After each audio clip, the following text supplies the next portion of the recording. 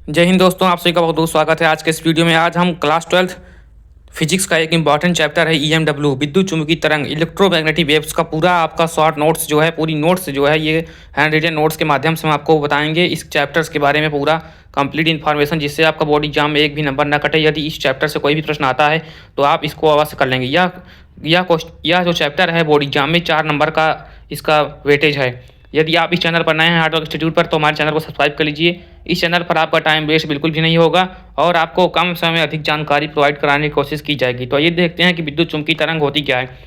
इसमें दिया गया है कि जब ब्रिटिश वैज्ञानिक मैक्सवेल ने सन 1865 में बताया कि जब किसी वैद्युत परिपथ में वैद्युत धारा बहुत उच्च आवृत्ति से बदलती है तो उस परिपथ से ऊर्जा तरंगों के रूप में चारों ओर प्रसारित होने लगती है।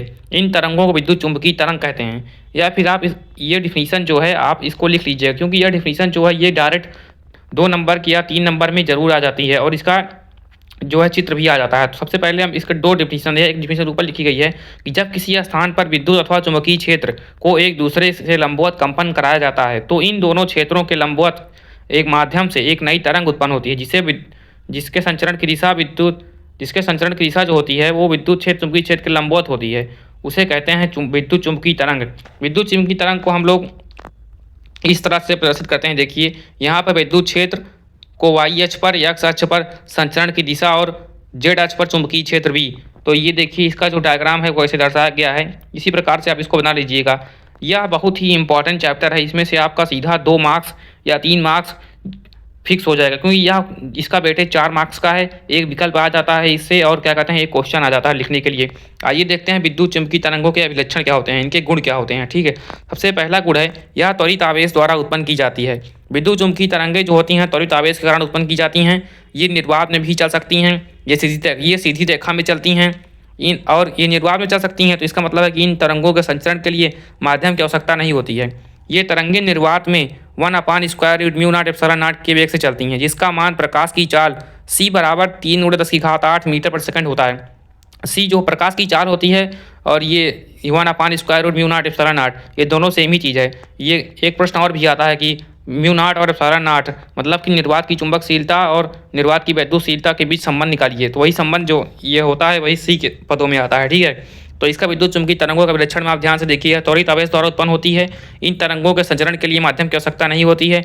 ये तरंगें निर्वात में प्रकाश की चाल से गति करती हैं। विद्युत चुम्बकीय तरंगों की प्रकृति अनुप्रस्थ होती है। ये मोस्ट इंपॉर्टेंट टॉपिक है कि विद्युत चुम्बकीय तरंगों की जो प्रकृति होती है अनुप्रस्थ होती है। वैद्युत तथा चुम्बकीय क्षेत्रों के महत्तम मानों का अनुपात E0/V0 = C होता है, जहाँ C EMW की चाल होती है। निर्वात में किसी बिंदु पर किसी क्षण पर इन तरंगों के वैद्युत तथा चुम्बकीय क्षेत्रों का मान E/V = 1/√μ0 C होता है। ये इससे न्यूमेरिकल बन सकता है। अगला इसका जो अभिलक्षण है वो है विद्युत चुम्बकीय तरंग वैद्युत क्षेत्र वेक्टर को प्रकाशीय वेक्टर कहते हैं। मतलब कि EMW के वैद्युत क्षेत्र वेक्टर को प्रकाशीय वेक्टर कहते हैं। तो ये इसके अभिलक्षण है। तो इसका प्रश्न ऐसे आता है कि विद्युत चुम्बकीय तरंग किसे कहते हैं, इसके अभिलक्षणों को लिखिए। तो आप इतना लिख देंगे तो आपका बिल्कुल भी 1 मार्क्स भी नहीं कटेगा। तो ये इससे आपका पूरा मार्क्स फिक्स हो जाएगा।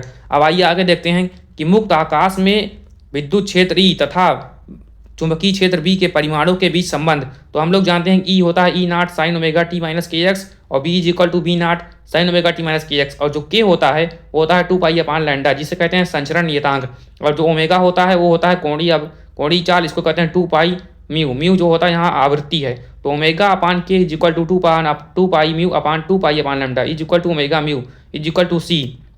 इससे हम ये संबंध निकालते हैं कि C = E/B = E0/V0 ω/k। ये जो मोस्ट इंपॉर्टेंट हाईलाइट किया गया है ये बहुत ही इंपॉर्टेंट टॉपिक है। इससे आपका ऑब्जेक्टिव क्वेश्चन बन जाता है। अब इस प्रकार वैद्युत तथा चुंबकीय क्षेत्रों का अनुपात मुक्त आकाश में प्रकाश की चाल के बराबर होता है। तो ये रहा आज का टॉपिक। अब यदि आप हमारे चैनल पर नए सब्सक्राइब कर लीजिए। यदि आपको किसी प्रकार का कोई डाउट हो तो कमेंट कर सकते हैं। Thank you for watching this video. Like, share and subscribe. विद्युत चुम्बकीय तरंग का यह वीडियो आपको इससे ज़्यादा कोई भी नहीं देखना, क्योंकि विद्युत चुम्बकीय तरंग में आपका ये 3 नंबर बिल्कुल ही फिक्स हो गया है।